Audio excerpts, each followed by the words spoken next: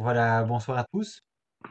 Bonsoir. Bonsoir, Pascal. Bonsoir Bonsoir. Léna, bonsoir Anne, bonsoir Olivier, bonsoir Xavier. On avait en fait le souhait, le souci de se rencontrer après le rapport de la SIAS qui est sorti le 5 octobre 2021. Et donc avant en fait j'ai envie de dire, de nous proposer les uns et les autres de répondre à quelques questions qui nous paraissent effectivement centrales dans l'après-rapport. J'avais envie de vous quelque part dire un petit peu à l'attention de nos auditeurs qui vous étiez, c'est-à-dire d'où vous parlez pour qu'on sache effectivement un petit peu mieux qui vous êtes et quel est quel est votre vécu, votre passé dans l'Église. Je vais commencer par toi en fait, Anne. On a eu l'occasion d'avoir un échange que j'avais intitulé De la Jérusalem céleste à la liberté, à la fidélité à soi. Et tu as écrit effectivement un premier livre intitulé Quand l'Église détruit, c'est en 2019, et tu dénonces dans ce livre les abus subis de la part de Pierre-Marie Delfieux, fondateur des fraternités monastiques de Jérusalem. Dans un deuxième livre intitulé Silence dans l'Église, paru en 2020, tu poursuis en alertant sur le silence maintenu dans l'institution autour des victimes d'emprise spirituelle et de violences sexuelles. Deux livres donc salutaires, je dirais, pour comprendre la chape de plomb, la mécanique infernale d'un triple silence, de l'institution ecclésiale d'une part, de la communauté religieuse d'autre part, ainsi que de la victime sous emprise.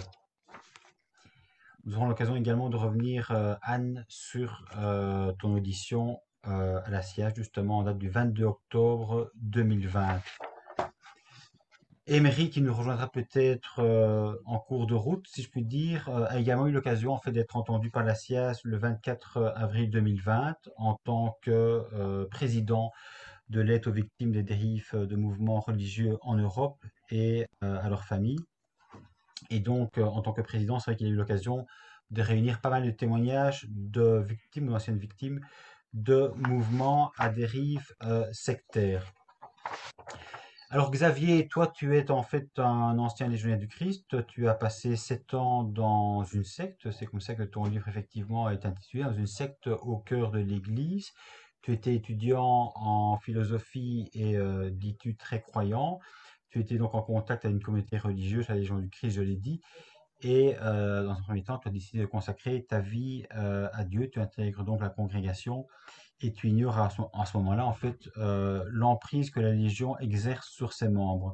Tu resteras donc 7 ans dans cette secte et tu en ressortiras très ébranlé. Elena, tu as fréquenté la communauté de Bethléem à l'âge de 20 ans pour en sortir finalement 21 ans plus tard. Tu nous expliqueras un petit peu quel est ton parcours et éventuellement également toute la question de l'indemnisation pour les personnes qui en sortent quelque part sans le sou et qui doivent reconstruire leur vie. Et alors Olivier, tu as toi fréquenté les Béatitudes, une autre communauté. Euh, Tu es, dis-tu, dans ton témoignage que j'ai eu l'occasion effectivement de faire avec toi, issu d'une famille dysfonctionnelle, et tu cherches du coup le réconfort, si je puis dire, et la guérison dans une communauté qui organise des sessions de guérison, en particulier pour les personnes homosexuelles, c'est ce qu'on appelle les thérapies de conversion. Alors en fait, ma première question que je vous poserai, et peut-être que je la commencerai à la poser à Anne, c'était en fait de savoir un petit peu, chacun évidemment à votre tour, mais Anne en particulier en premier lieu, euh, quel a été ton parcours, Anne? D'où parles-tu? D'où viens-tu? Et qu'est-ce qui fait quelque part qu'aujourd'hui tu décides de prendre la parole? Alors moi, c'est un peu particulier puisque je suis entrée dans l'église à 20 ans. J'ai été baptisée à 20 ans. J'étais d'une famille athée, anticléricale. Une famille où ça fonctionnait pas très bien, des parents qui s'entendaient pas. J'étais malade enfant, donc j'étais à la maison. Donc je me suis pris un peu tout le milieu clos de plein fouet. Et en entrant dans l'église, j'ai pensé trouver un lieu de respiration. C'est amusant que je dise ça, puisque ce soir, je ne peux pas parler. Mais en fin de compte, j'ai subi énormément d'abus de toutes sortes, puisque j'ai été baptisée comme ça. Comme je l'ai dit dans mon livre, enfin sans préparation, comme je l'ai dit dans mon livre, j'ai connu un jésuite avec qui j'ai eu une relation sexuelle. J'ai dû avorter, un jésuite qui avait 3 fois mon âge. J'ai dû avorter sous la pression de cet homme et de l'évêque. Puis je suis rentrée à 24 ans, je pense, dans les fraternités monastiques de Jérusalem, puisque j'étais toujours à la recherche d'un père. Il a été mort quand j'avais 12 ans. Et, euh, et Pierre-Marie Delchieux, le fondateur, m'a tenu lieu de tout, c'est-à-dire de père, de petite amie, de père spirituel, puis de supérieur, étant donné qu'il m'a trouvé tout de suite une vocation, comme il trouvait à toutes les jeunes femmes qui passaient dans l'église.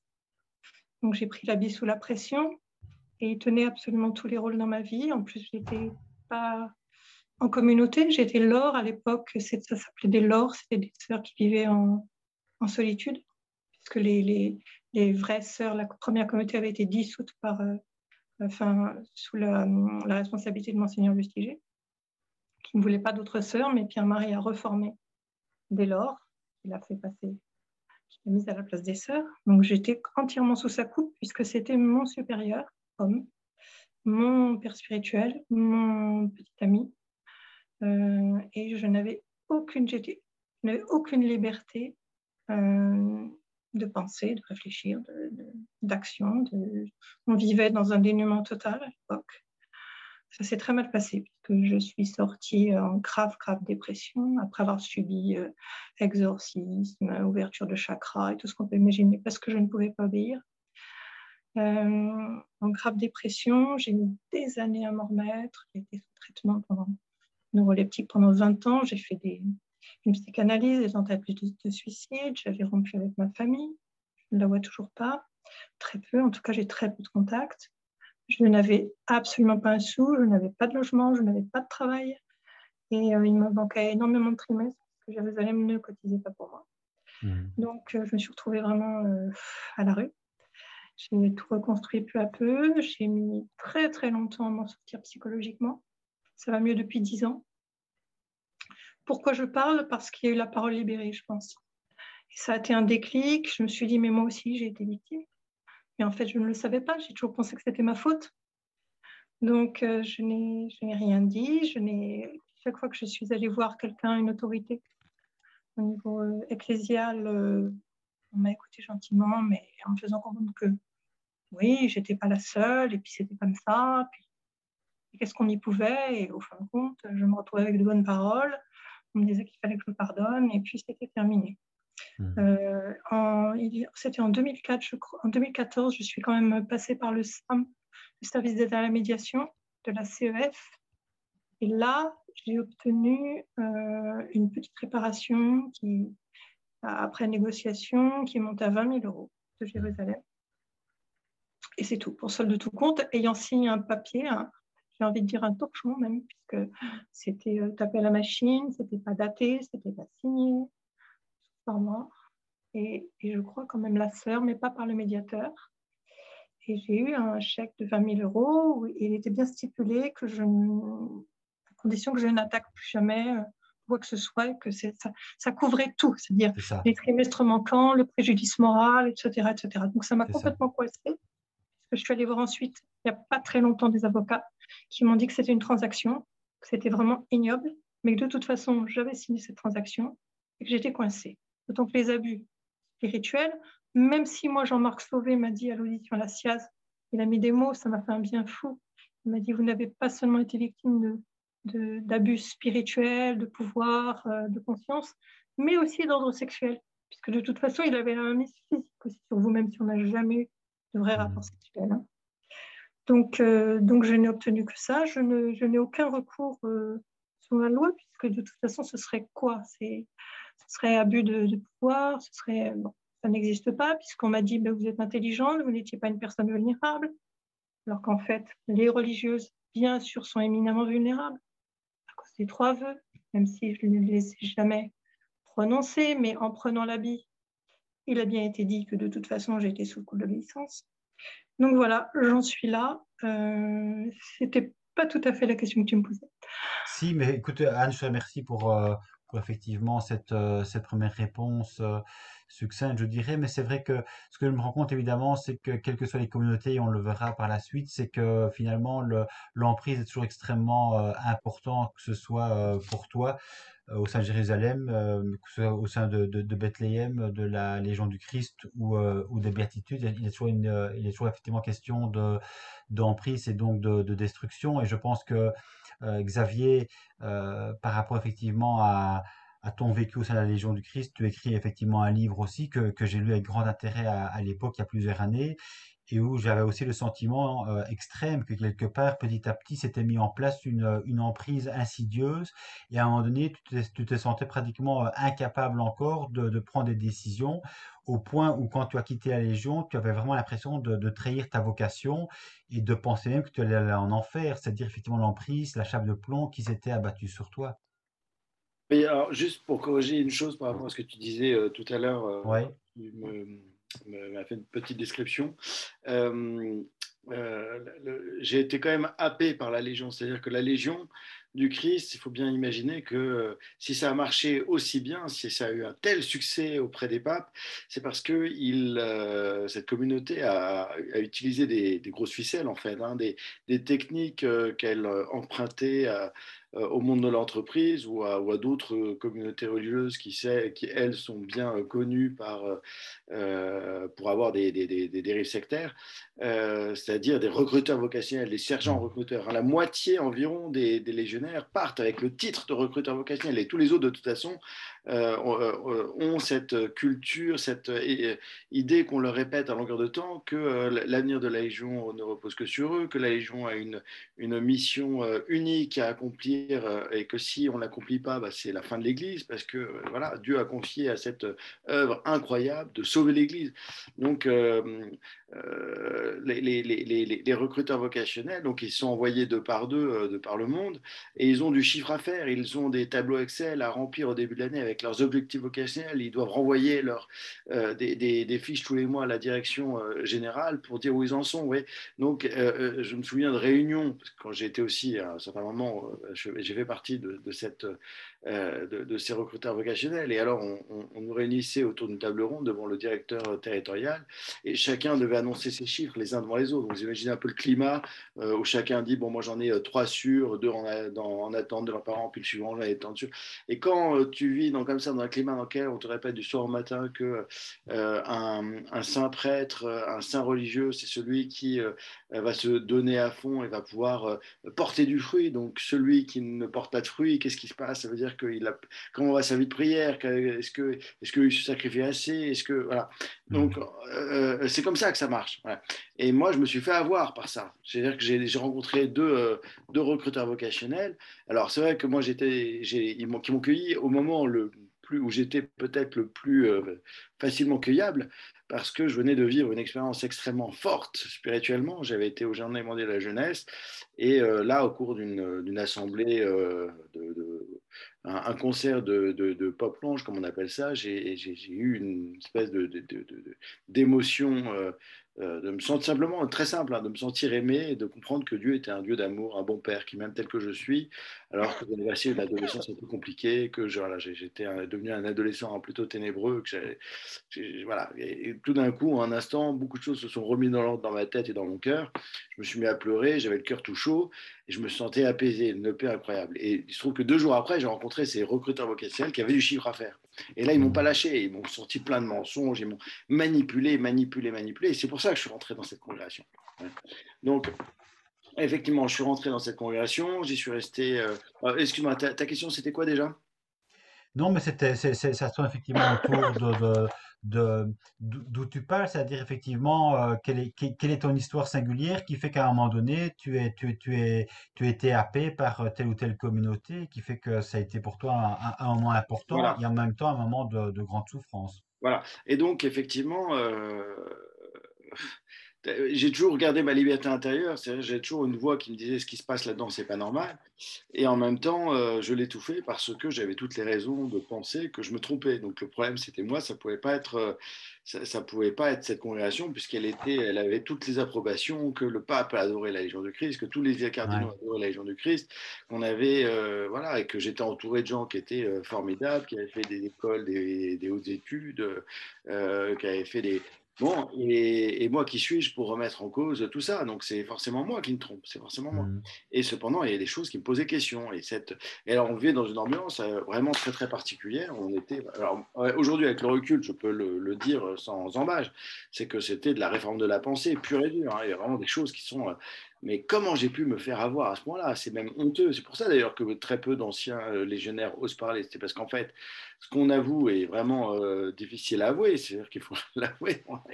On s'est fait avoir en beauté par une belle Oui, connerie. c'est C'est ça. vraiment, Et parfois vraiment pendant honteuse, hein. Il des... n'y a pas d'autre. Oui. Et vous savez, quand on fait le total du nombre d'examens de conscience qu'on fait par jour, enfin, c'est juste hallucinant. On passait une demi-heure par jour à se triturer l'esprit, à se demander, en suivant des questions qui avaient été écrites juste pour nous manipuler. Je me souviens que le dimanche, on devait faire un examen de conscience par écrit dans lequel on nous posait des questions complètement débiles et intrusives, mais qui étaient en fait une espèce de guidage. C'est de la réforme de la pensée. Est-ce que j'ai eu des doutes sur ma vocation? Est-ce que j'ai succombé à ces pensées? Donc, ça veut dire quoi? Ça veut dire que le discernement est un péché, en fait. C'est ça ce que ça veut dire, en fait. Mm. Donc, il fallait répondre par écrit à ces questions. Ouais. Donc, la question, en fait, elle-même contenait déjà la réponse et induisait un sentiment de culpabilité. Et ça, c'était pareil pour tout. Je donne un exemple parmi des milliers, mais toute la vie comment dire, était conditionnement sur conditionnement sur conditionnement, mensonge sur mensonge sur mensonge. Alors, il y a quelques années, l'Église a découvert, après 70 ans, que le Père Maciel qui venait de mourir avait mené une double vie. Oh là là, ça, on est étonné. Alors vraiment, il a eu une maîtresse avec qui il a eu une fille. Bon, il ne pouvait plus garder le secret, sinon ils auraient. Parce qu'en fait, le fils les enfants du Père Maciel avaient menacé le Vatican de faire un gros scandale s'ils n'obtenaient pas du fric, etc. Du coup, le Vatican a dit bon, c'est pas la peine, on ne peut plus cacher ça, il faut faire la vérité. Sinon, je peux vous assurer que on serait encore, les légionnaires seraient encore en train de vénérer le Père Maciel et son procès de canonisation serait certainement bien avancé. Et donc comment j'en suis arrivé là? Oui, je disais, donc c'était une imposture de A jusqu'à Z. Bien sûr que le Vatican a une responsabilité immense, hein, Ah oui. dans cette tragédie. Et moi, ce qui fait que j'ai décidé de parler, c'est que, c'est-à-dire, j'étais très affecté à titre personnel par toutes ces histoires-là et j'ai fini par quitter dans un état vraiment de détresse psychologique, mais c'est Mm. indescriptible. Enfin, Mm. j'étais une loque, un zombie, spirituellement, je veux dire. Mm. Et j'ai mis vraiment quelques années à me reconstruire. Même si dans ma reconstruction, je dois le reconnaître, parce que c'est la vérité, j'ai été énormément aidé aussi par l'Église elle-même. C'est pour ça que je reste finalement. J'aurais pas eu cette aide-là, peut-être que je serais même plus catholique, j'en sais rien.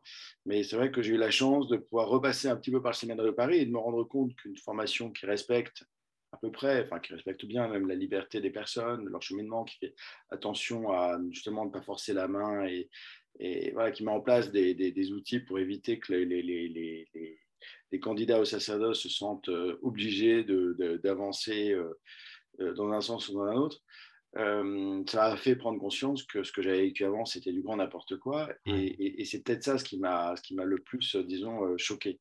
Et puis quand j'ai découvert, alors moi j'ai voulu savoir toute la vérité, quand j'ai vu que le Vatican continuait à essayer de manipuler, à faire et puis quand je me suis rendu compte que la visite apostolique, moi j'étais persuadé, vous voyez, que la Légion du Christ allait disparaître ou que le Vatican allait faire vraiment toute la vérité, on me disait, vous inquiétez pas, il y a Benoît XVI qui va faire le ménage dans la Légion du Christ, Puis en fait, petit à petit, je me suis rendu compte que tout ça, c'était faux. Hmm. En fait, c'était même l'inverse. Alors ça, c'est quelque chose que les gens ont du mal à imaginer parce qu'en fait, il n'y a qu'un seul canal qui donne des informations, puisque les informations sont cloisonnées. Le Vatican a encore une emprise énorme sur l'information des communautés qui la regardent. Et donc bah, tout ce qui est, tous les journaux chrétiens, etc., s'inspire quand même. C'est leur source d'information principale de ce qui vient du Vatican, etc. Et donc, on nous ressort en permanence que Benoît XVI, vous avez vu, il a fait quand même des choses formidables dans l'histoire de la Légion du Christ, c'est lui qui a fait tomber la sienne. C'est de la manipulation historique, c'est pur et dur, tout est faux. C'est Oui, mais l'homme en qui fait, a. en fait, Xavier, c'est quelque chose évidemment qui, pour, j'ai envie de dire, le monde extérieur, est extrêmement compliqué à concevoir. Évidemment, tout ce système Ça d'emprise. l'était aussi pour moi. Hein. Enfin, je veux dire, Bien sûr, mais je veux dire, pour quelqu'un qui n'est pas croyant, c'est compliqué de comprendre qu'un croyant, précisément, peut se laisser prendre ou oui, surprendre par un tel système d'emprise qui est oui, oui, censé oui, on a du effectivement mal. être Alors pourtant de une, l'extérieur, je vois bien. qui est censé évidemment être l'Église, comme on dit, du Christ, qui est censée être miséricordieuse, charitable. Et donc, on n'imagine pas à un moment donné qu'elle puisse évidemment euh, vivre en son sein de telles turpitudes. Et c'est d'autant plus évidemment quelque part regrettable et inconcevable, évidemment, que pour en avoir entendu un certain nombre d'entre vous, à chaque fois, en fait, tu disais effectivement, on est cueilli, mais à chaque fois, vous êtes cueilli quelque part dans votre adolescence, c'est-à-dire avec ce qu'il y a de plus fort, de plus profond, de plus vrai, c'est-à-dire que chaque fois vous êtes porteur d'un idéal incroyable, et c'est chaque fois à ce moment-là que cet idéal, en fait, quelque part, se trouve perverti par quelqu'un qui vient effectivement vous prendre par la main et vous dire, voilà, tu as telle vocation, et donc je te propose effectivement d'entrer dans telle ou telle communauté. Ça a été le cas pour toi avant de comprendre effectivement que tu faisais fausse route, et ça a été évidemment extrêmement douloureux. Je pense pour toi, Elena, en fait, que c'était aussi un petit peu le même système d'emprise. Xavier est Tout à resté 7 fait. ans dans la Légion du Christ. Toi, quand je t'ai effectivement interviewé, ou plutôt qu'on a eu un échange, je préfère ce mot-là, tu es quand même entré justement avec Léa à l'âge de 20 ans. Donc, de nouveau, quand on est adolescente et j'ai envie de dire tout feu, tout flamme, plein d'idéal. Et tu en es sorti en fait 21 ans plus tard. Donc, c'était aussi un extrêmement long cheminement avant de te dire à un moment donné, ça devient vivable, et la seule façon pour moi de m'en sortir, c'est effectivement de quitter ce système mortifère. Mm. Tout à fait. Donc, je précise, avant mon entrée, mes parents sont entrés dans le mouvement qui s'appelle le chemin néocatéchuménal, dont je trouve une extrême similitude avec le monastère de Bethléem. Donc, peu après, je suis entrée aussi dans ce mouvement avec mes deux sœurs. J'avais 18 ans et mes sœurs avaient 17 et 15 ans. Mm. Et l'an après, une année après, j'ai vécu la JMJ. Et donc, pareil, il a eu une espèce d'extase, je ne sais pas comment l'appeler, ce n'est pas une vocation, mais c'est un réconfort. Et donc, je me suis dit, ça, c'est sûrement un appel. Et donc, je suis allée faire une expérience dans le monastère en Espagne, de Bethléem.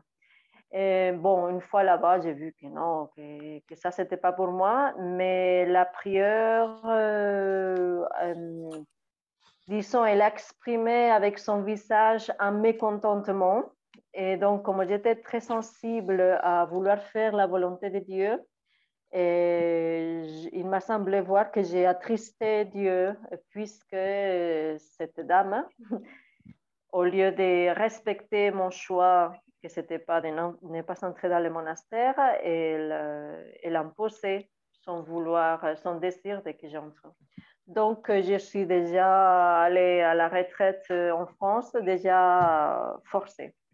Au bout de 15 jours, je me trouvais en train d'appeler mes parents en disant, je reste ici et voilà, j'ai la vocation. Mm. Et donc, j'étais en France. Et donc, après, j'ai vécu 21 ans dedans. Et, tout a démarré par la manipulation dans les choix de la vocation, par des prises d'avis, une prise d'avis où je me trouve par la suite en train de pleurer en disant qu'est-ce que je viens de faire. les purs moments de ma ça a été les deux professions. Donc, je crois que ça, c'est fait par lui-même, il parle. Et, donc, un autre religieux où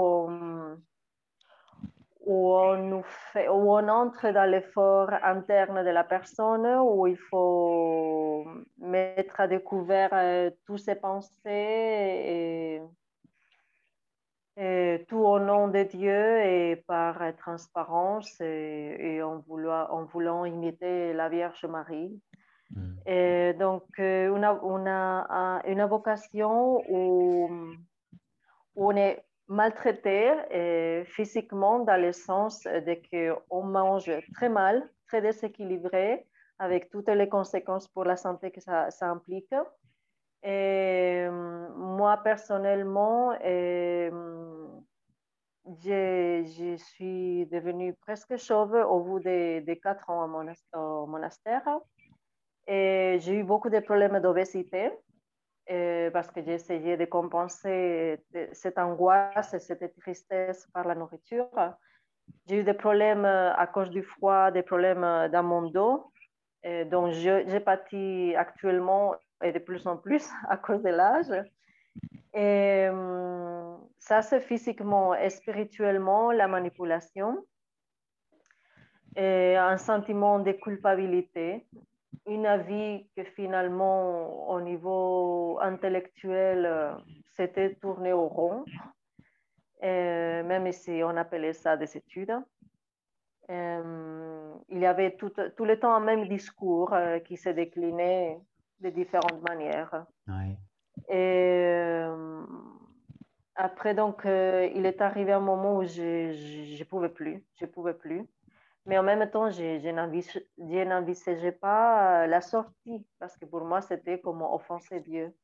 Mais ça commençait à se voir que je ne tenais pas le coup. Donc, ce sont les responsables qui, après m'avoir fait subir un exorcisme, comme si j'étais possédée, et m'ont dit que ça serait bien que je sorte un peu, voilà, pour qu'on ne voit pas mon état. Donc, je suis sortie et évidemment, ils sont cachés jusqu'à aujourd'hui, ma sortie. Tous les sorties, ils restent cachés pour le reste des heures. C'est ça. Donc, je suis sortie avec à peine 3 000 euros. Ils ne se sont jamais inquiétés si j'avais un toit. Ils m'ont envoyé chez mes parents et voilà, ils se sont lavé les mains. Donc, si j'avais un toit, si j'avais un travail, si j'avais de quoi vivre. Donc, ça a été j'ai vécu des angoisses vraiment indescriptibles. Une solitude, une culpabilité très profonde. Donc, très difficile. Je vis encore dans une précarité quand même assez grande. Depuis la sortie du livre en décembre de l'année dernière de Patricia Blanco, où elle décrit son expérience au monastère de Bethléem, Bethléem a créé ce qu'on appelle une cellule d'écoute. Ouais. Et grâce à cette cellule, plus les témoignages que toi, Pascal, nous a permis de faire à travers Internet, cela a fait pression sur l'ordre et donc j'ai pu obtenir, ainsi que Patricia, la cotisation de toutes les années vécues à Bethléem. En principe, elle n'avait pas cotisé pour les années vécues à l'étranger. Donc déjà, c'est quand même un grand soulagement. Maintenant, j'ai fait une demande au monastère d'une indemnisation qui me semble juste, vu toutes les conséquences de ces 21 ans de ma vie vécue là-dedans et les conséquences à tous les niveaux, Et donc, j'attends une réponse du monastère que j'espère qu'elle sera prompte et favorable et satisfaisante.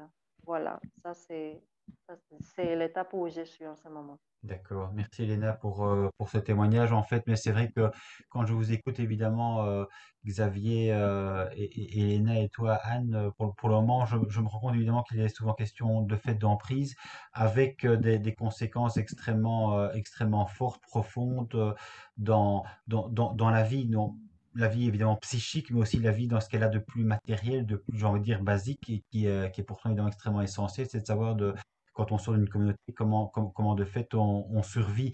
Et donc on a vraiment l'impression qu'il y a quelque part un abus de pouvoir, un abus sur les consciences, et qu'il y a aussi en fait une rupture extrêmement profonde par rapport au monde. C'est-à-dire qu'à un moment donné, on a cru chacun dans sa communauté être porteur d'un idéal de vie, répondre à une vocation, je dirais, spécifique voulue par le Christ, et puis on se rend compte que de fait, on est complètement désarmé et qu'on doit aller dans ce monde dont on ignorait tout et que parfois effectivement on méprisait. Et donc là, il y a une sorte de reprise en main de ce que n'importe quel être humain, évidemment, quand il est enfant et grandit normalement, a à vivre, c'est-à-dire une prise d'autonomie et une prise de liberté et d'emprunt dans ce monde qui, pour les personnes qui ont été extrêmement croyantes, est vu comme extrêmement négatif.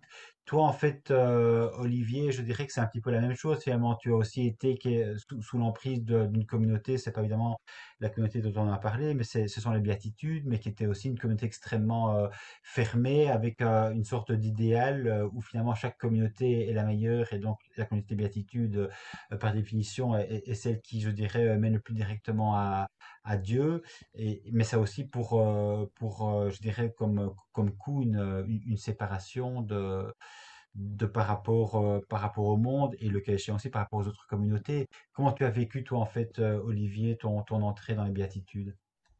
Alors, tout d'abord, bon, moi je suis issu d'une famille ouvrière non croyante qui est en fait un système abusif elle est dysfonctionnelle totalement. Bon, alcoolisme, violence. Et bon, je peux le dire puisque j'ai témoigné dans une de tes vidéos, j'ai subi un acte incestueux étant enfant. J'ai pris conscience au début de mon adolescence eh bien, de l'homosexualité. Donc j'ai une scolarité chaotique. Et puis, je me suis converti à l'âge de 20 ans, donc en 1988. Alors, c'était une conversion plutôt psychologique. Je suis entré au séminaire de Arras, donc en 1990, que j'ai quitté pour diverses raisons. La formation, je trouvais que c'était trop fermé, et à cette époque, j'étais très, très catholique. Donc, pour moi, ça n'allait pas au niveau de la tradition, ça n'allait pas suffisamment loin.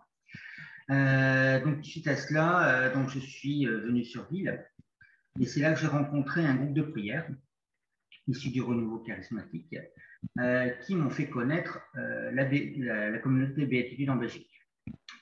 Ils ont su donc, mon orientation. Et oui, il faut que tu guérisses, il faut que tu vives pendant une année à la communauté des Béatitudes, tu vas voir que tu vas guérir de ton homosexualité. Et en effet, eh bien, je suis rentré quelques temps plus tard au sein de cette communauté pour guérir de mon homosexualité, parce que j'en étais convaincu. En effet, comme tu dis, hein, donc c'est une communauté fermée, hein, puisque souvent, hein, ils disent souvent que le monde, c'est le diable. D'accord. Il n'y a que qui sont des élus. Donc ça, c'est une première chose. La deuxième chose, eh bien, donc c'est surtout le psychospirituel, où là, on subit des abus spirituels. À commencer donc par ce qu'on appelle la psychogénéalogie chrétienne, où on prétend que l'homosexualité est transgénérationnelle et que, bien, il faut couper son arbre généalogique. Et c'est là qu'on entre dans les faux souvenirs induits, parce qu'on va vous dire, par exemple, que si on a mal à la gorge, c'est que l'arrière-arrière-grand-père a été guillotiné. Voilà, par exemple. Il y a aussi la programmation neurolinguistique, hein, qui est une méthode de communication, déjà, non pas une thérapie, une méthode de communication très, comment dire, manipulatrice. Et aussi, autre abus spirituel, c'est l'exorcisme. Alors, on le détourne, on ne dit pas prière d'exorcisme, on dit prière de délivrance. C'est exactement pareil. Et tout est diabolisé. Bon, on va commencer par l'homosexualité, puisqu'il faut savoir qu'une personne homosexuelle est possédée des démons. Les passions sont aussi diabolisées, comme la colère, alors que la colère, c'est une émotion. Ensuite, il y a aussi un abus au niveau, on vous force à jeûner. Alors eux, ils étaient très Medjugorje. Donc, Medjugorje, la soi-disant Vierge Marie demande de jeûner au pain et à l'eau le mercredi et le vendredi.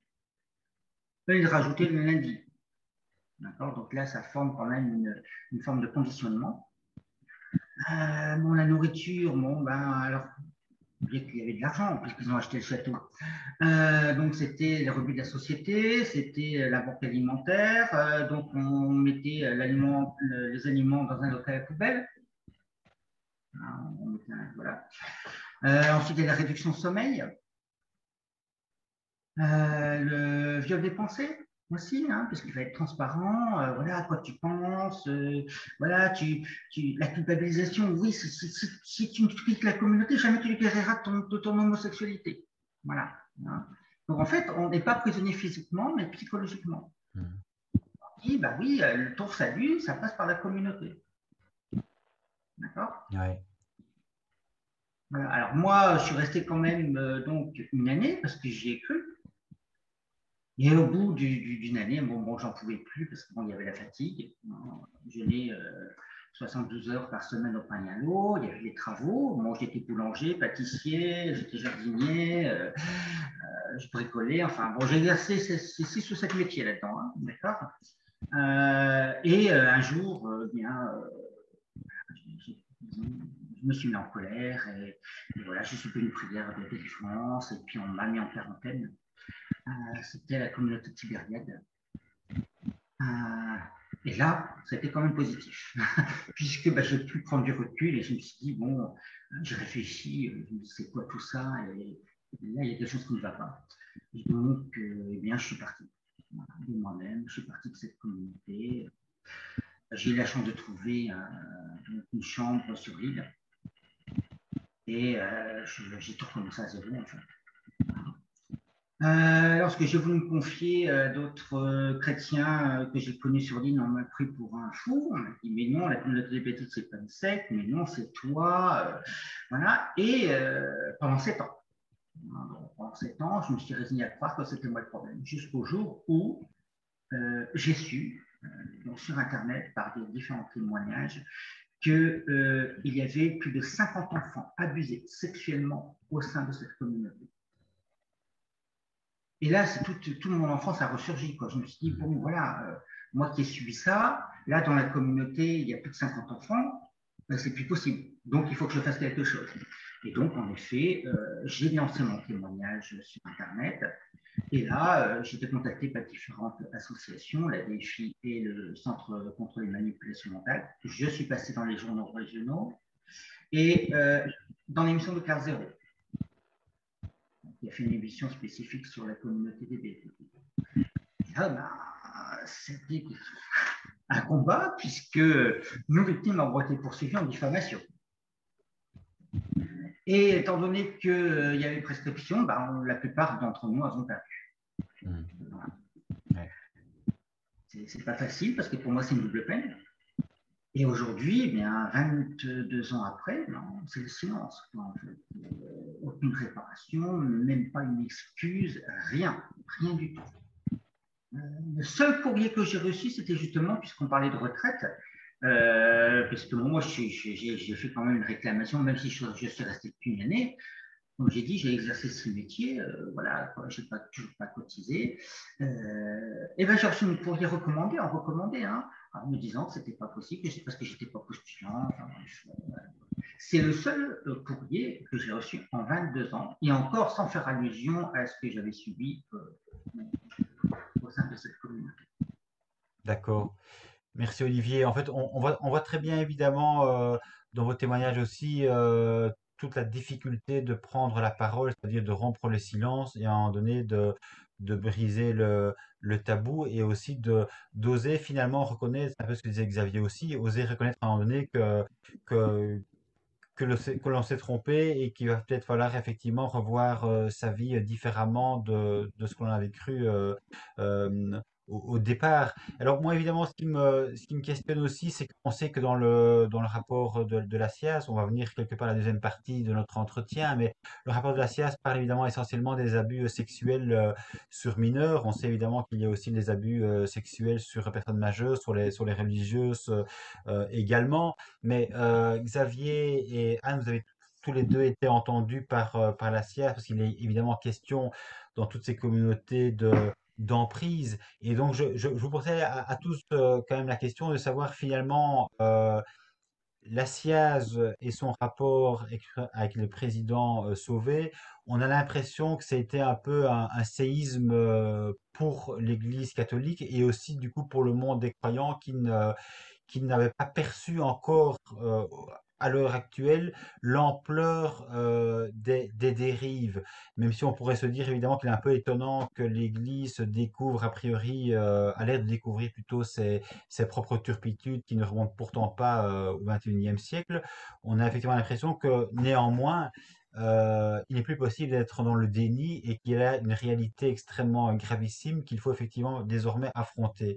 Alors ma question est la suivante, comment vous, vous avez accueilli ce rapport de la SIAZ par rapport justement à votre propre vécu de victime au sein de votre communauté ou mouvement particulier?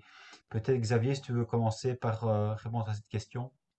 Oui, alors, moi, contrairement à beaucoup de gens qui étaient très surpris, ont manifesté un grand étonnement devant les chiffres annoncé par la SIAZ.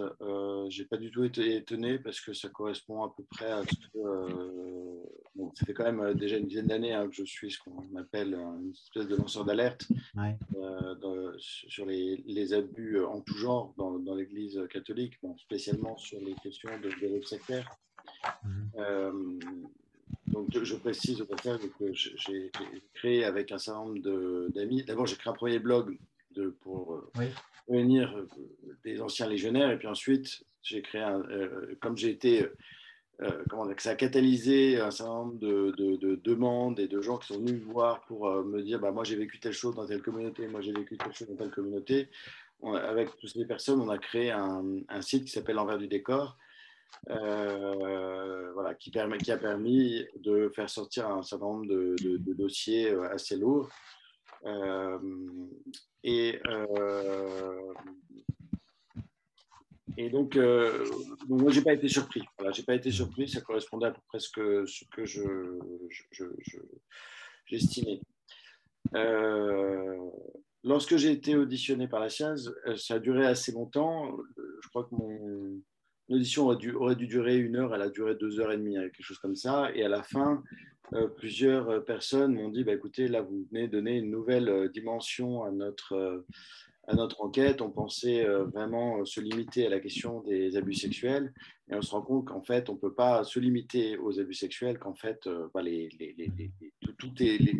deux choses sont imbriquées, les abus spirituels et les abus sexuels, et que si on ne traite pas les abus spirituels, en fait, on ne soigne pas jusqu'au bout le problème. Alors, c'est vrai que dans le rapport, peut-être on peut être un petit peu déçu de ça, parce que enfin, du fait que le rapport traite quand même essentiellement des abus sexuels, un peu moins des abus spirituels, mais elle l'évoque quand même, notamment à travers la recommandation numéro 5, où on pose vraiment, voilà, il pose la question de l'arbre et des fruits.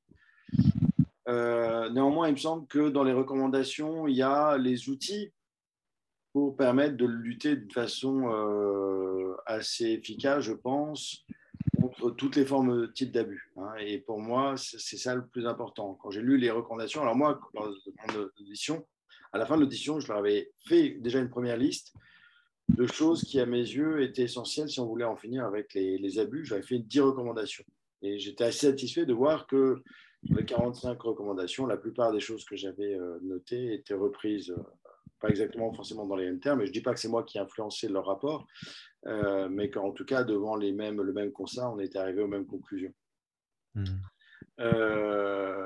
Et par contre, le point qui m'a un petit peu attristé, c'est de voir que finalement, toutes les recommandations étaient, bon, elles étaient numérotées comme ça. Alors je sais, malheureusement, j'ai pas eu le temps de l'écouter, que lors de son audition orale, il a insisté sur plusieurs d'entre elles. J'aurais aimé qu'il y ait un peu plus de hiérarchie. Parce qu'en fait, parmi ces recommandations, il y en a qui sont très, très importantes, d'autres qui... Alors, elles sont toutes importantes, mais certaines le sont plus que d'autres, hein. Et notamment, il y en a une qui, à mon avis, c'est 90% du problème. Si on fait toutes les autres et on ne fait pas celle-là, ça ne servira à rien, hein. C'est-à-dire que le problème, le gros, gros, gros problème dans l'Église, c'est la question du pouvoir de l'évêque. Et à partir du moment où c'est l'évêque qui gère tous ces dossiers, on est foutu, ça ne marche pas. C'est le problème de toutes les structures où les pouvoirs sont réunis, où il n'y a pas d'indépendance de la justice. C'est qu'un évêque, bah, il n'est pas formé, il ne connaît pas les dossiers, il croit ce que les personnes qui lui sont proches et qui vont évidemment souffler dans son oreille des choses qui sont fausses. Et or, ces affaires-là, elles sont des affaires qui sont extrêmement compliquées. Il faut avoir une expérience sur les phénomènes d'emprise, il faut avoir des enquêteurs, il faut aller vraiment au fond des choses. Sinon, on se fait systématiquement berner, hein. Mhm. Et c'est vraiment le constat qu'on peut faire dans toutes les affaires de dérives sectaires que j'ai pu étudier ces dernières années, d'abord la Légion du Christ, mais aussi d'autres, c'est que l'Église est finalement se fait très très souvent berner lorsqu'elle décide de faire des enquêtes, parce que ce sont des phénomènes qui sont complexes, qui demandent une certaine formation, qui demandent... Voilà. Et donc pour moi, la recommandation 40, celle qui consiste à créer des tribunaux pour gérer spécifiquement ces affaires-là, c'est la plus importante. Maintenant, même la recommandation 40, à mon avis, est un peu insuffisante dans le sens où elle ne stipule pas le fait qu'il faut qu'il y ait vraiment une indépendance. Vous voyez, il ne peut pas être seulement un tribunal. Si c'est un tribunal qui est créé par les évêques et que les évêques c'est les évêques qui nomment les personnes qui constituent C'est sûr, ce tribunal, ça ne servira aussi c'est sûr. strictement à rien.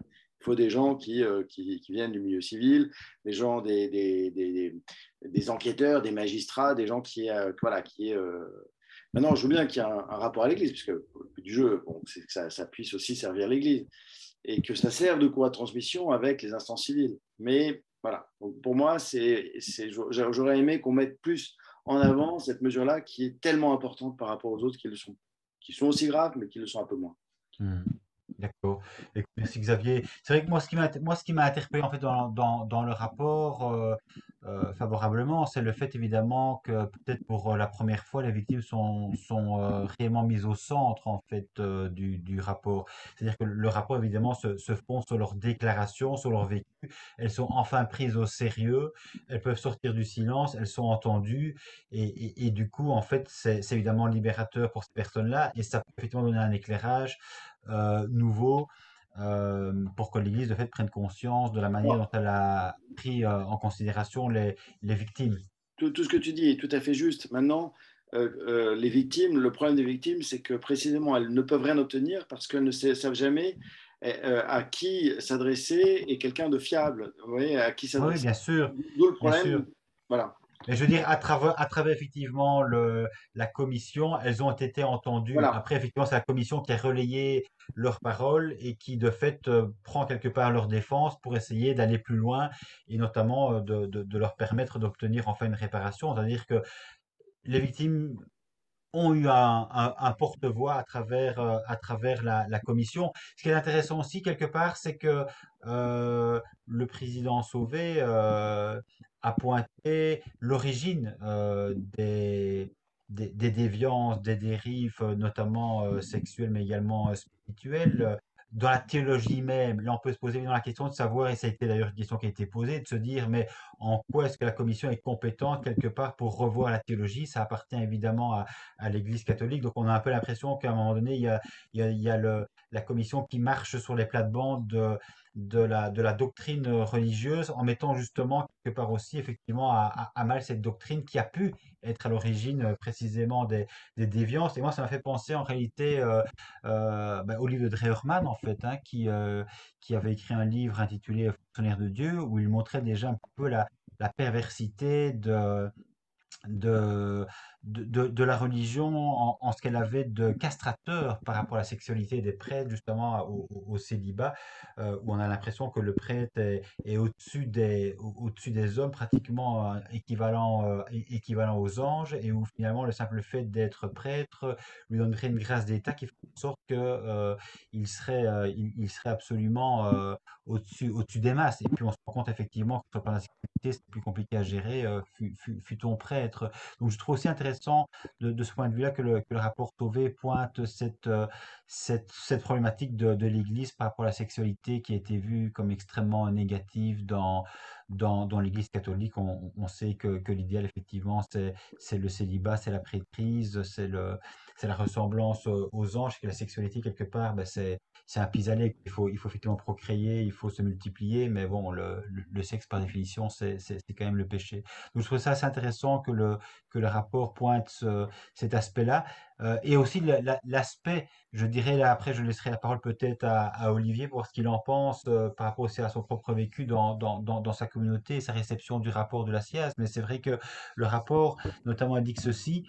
Un phénomène massif, longtemps recouvert par une chape de silence et difficile à mesurer, une église catholique bien davantage concernée que les autres lieux de sociabilisation des enfants, à l'exception des cercles familiaux et amicaux, des vies ravagées par les agressions. Donc il y a aussi effectivement ce côté systémique, parce que très souvent on a eu l'occasion, on a eu le sentiment de se dire non mais finalement c'est tel ou tel prêtre, mais il ne faut pas tout mélanger, quoi. Il faut pas faire, sinon ça devient du complotisme.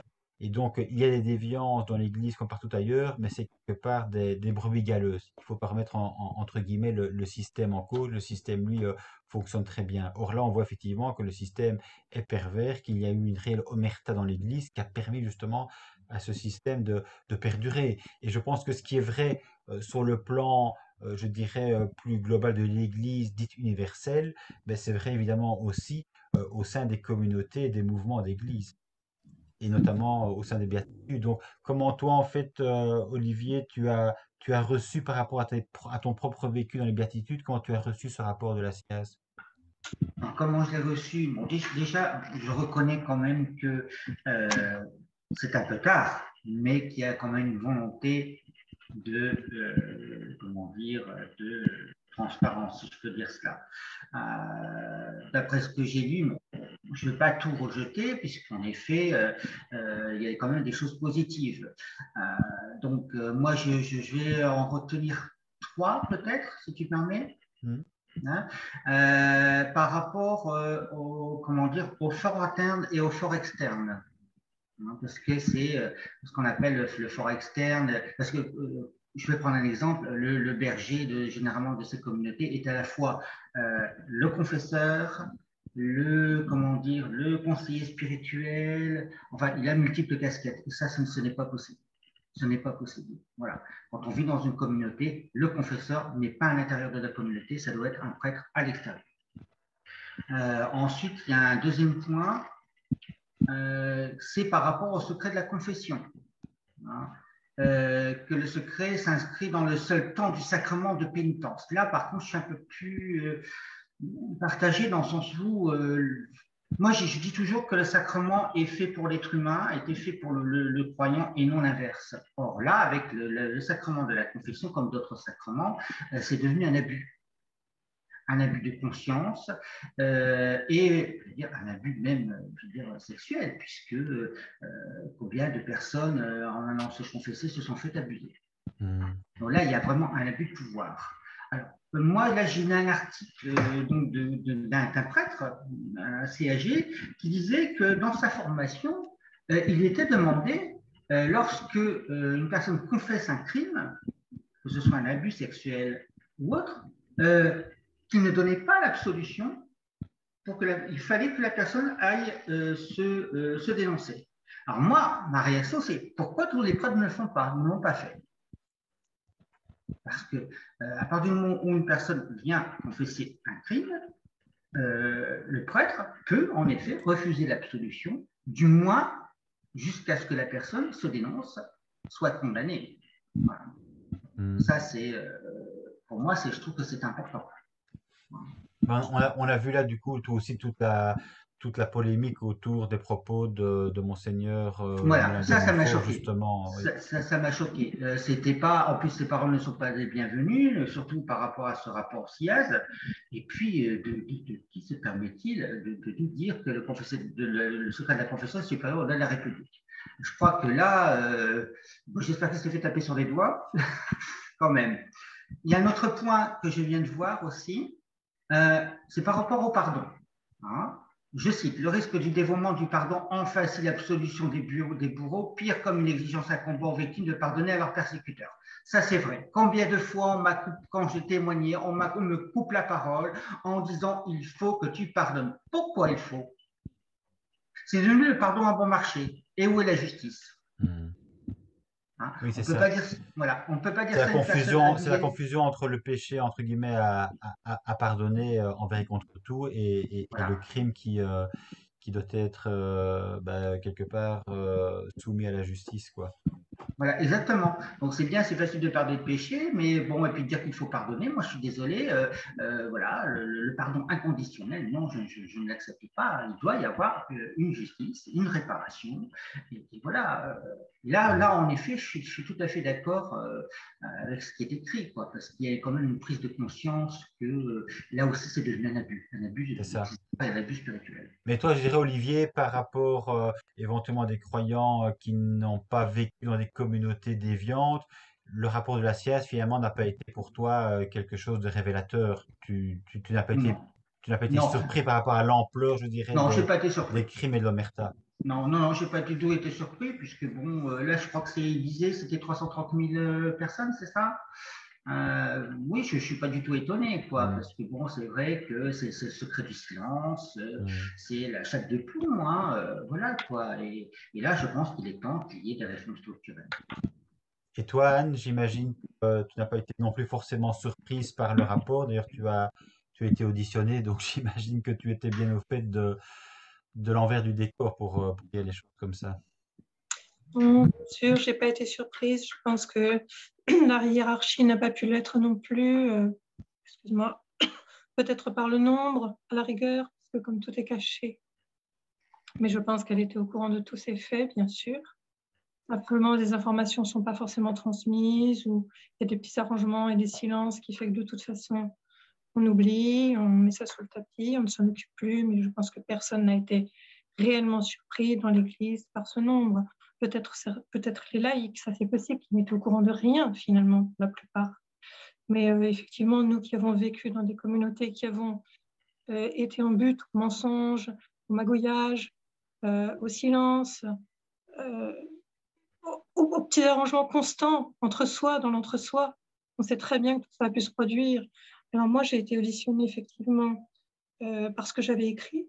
Mhm. Et puis, on m'a dit à peu près comme à Xavier que, en effet, il commence à sortir du cadre des abus sexuels sur mineurs, enfants, en s'apercevant du nombre de personnes adultes et d'anciens membres de communauté, d'anciennes religieuses ou d'anciens religieux qui les contactaient.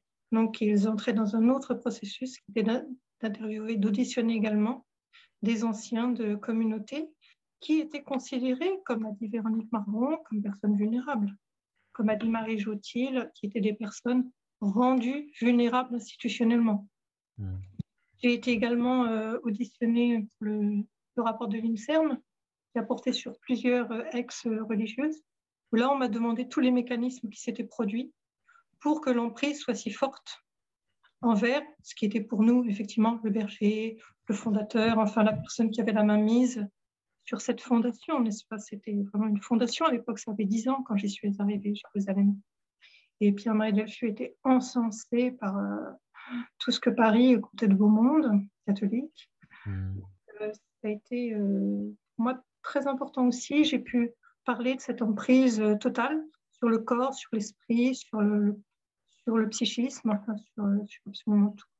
Je n'ai pas été surprise, j'ai été excessivement soulagée, je n'ai pas dormi la veille.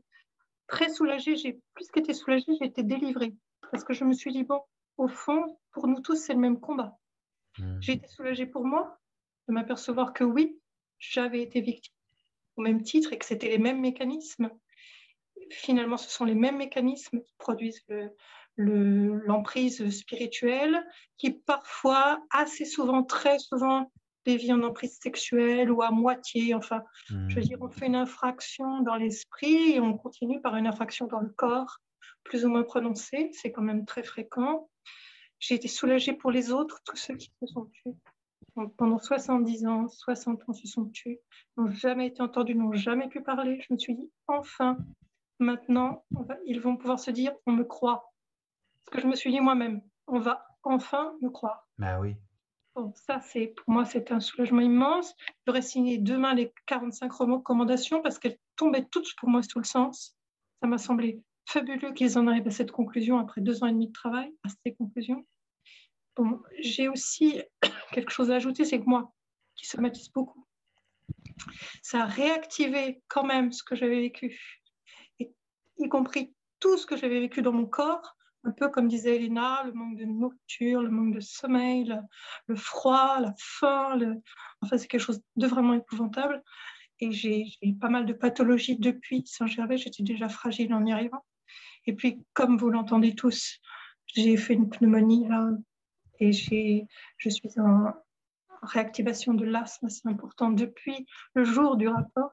Donc je me suis dit, bon, j'ai pris ça vraiment comme quelque chose va encore être lavé. Enfin, je sens ça. Ouais. Moi, c'est très, très important ce qui a été fait là par la SIAZ. Je ne les remercierai jamais assez parce que je crois qu'à partir de maintenant, c'est public. Et je pense que même si je trouve que les évêques n'ont pas du tout réagi, ceux qui ont réagi vraiment de façon absolument médiocre et minable, j'ai l'impression que quand même, ils ont rabattu un peu, j'allais dire, de leur superbe. C'est-à-dire qu'on sent quand même une déroute. Rien que ça, non, tu n'es pas d'accord. Moi, je trouve que quand même, ils sont plus aussi fiers.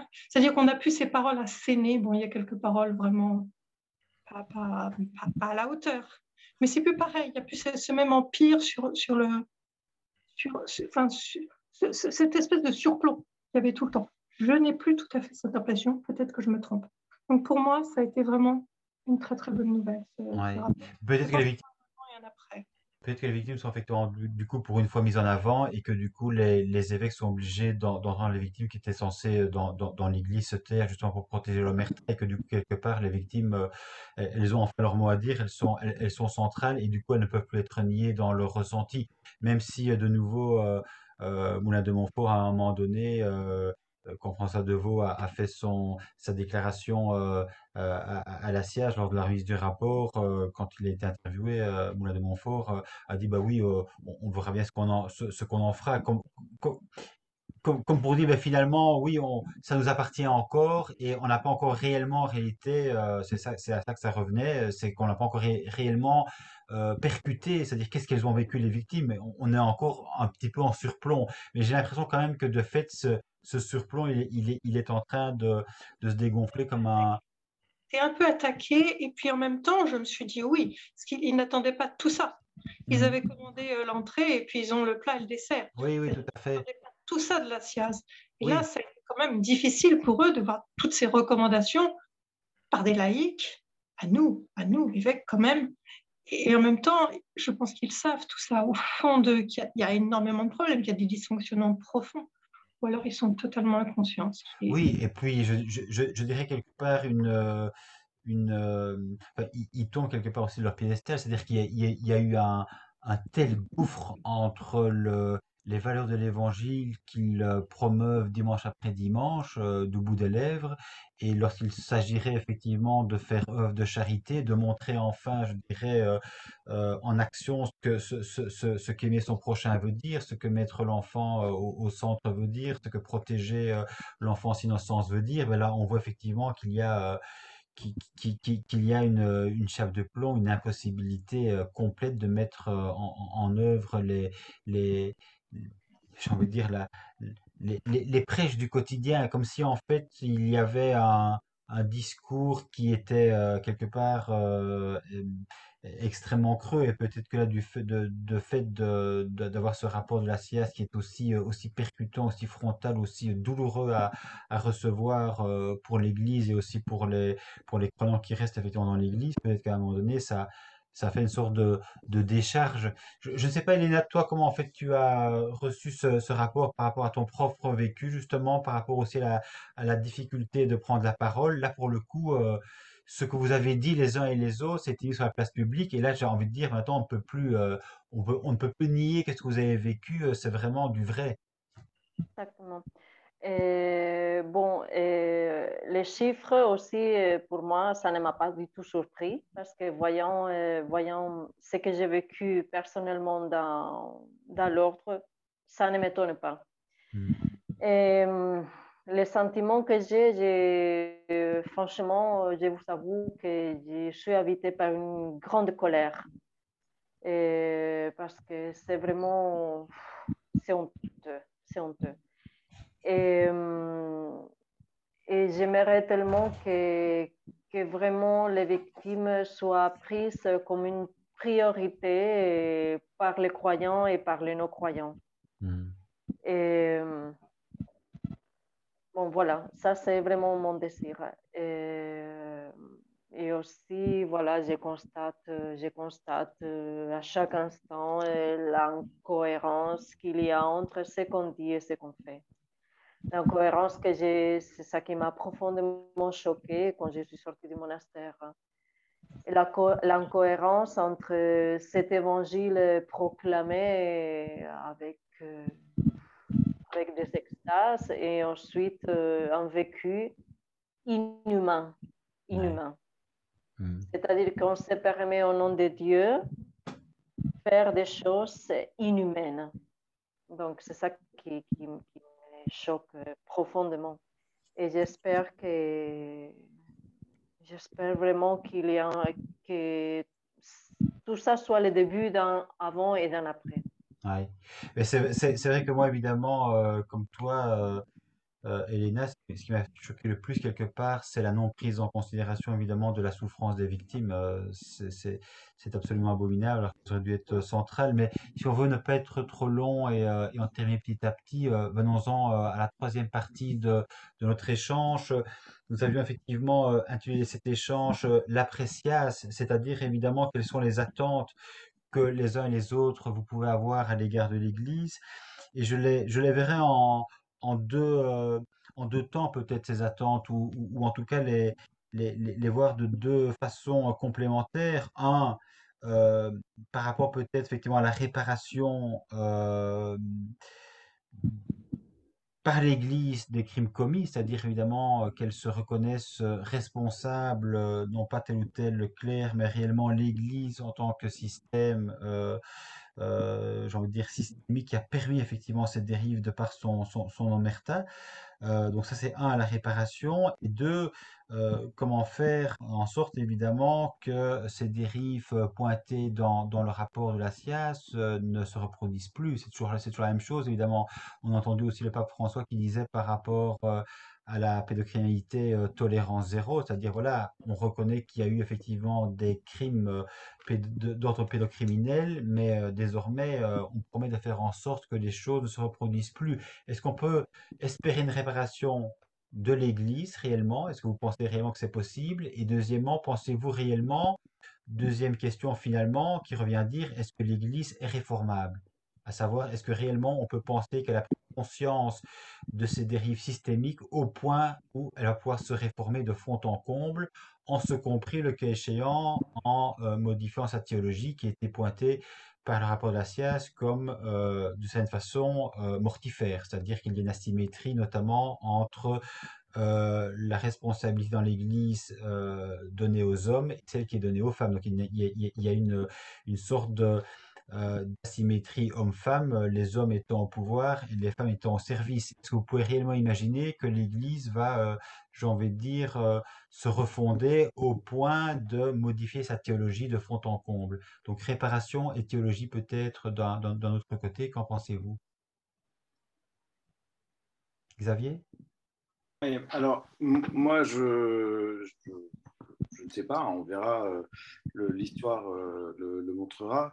Ce que je pense, c'est que de toute façon, il faudra certainement continuer à faire pression Et je pense que de toute façon, on est dans une époque où les gens en ont marre de se taire et grâce aux médias, grâce aux réseaux sociaux, eh bien, cette parole continue de se libérer. Donc, s'il ne se réforme pas, bah, ça signifie qu'il se tire une balle dans le pied parce que finalement, nous, ce qu'on cherche, c'est pas de détruire l'Église, c'est de la sauver. Certains commencent à s'en rendre compte d'ailleurs et commencent à se rendre compte que finalement les héros de l'histoire, c'est peut-être pas ceux qui disent vouloir sauver l'Église en choisissant de préférer de protéger les agresseurs et les communautés déviantes contre les victimes, mais que ce sont ceux qui reconnaissent véritablement le Christ humilié, blessé, crucifié dans les victimes, qui sont véritablement du côté du Christ et donc de l'Église.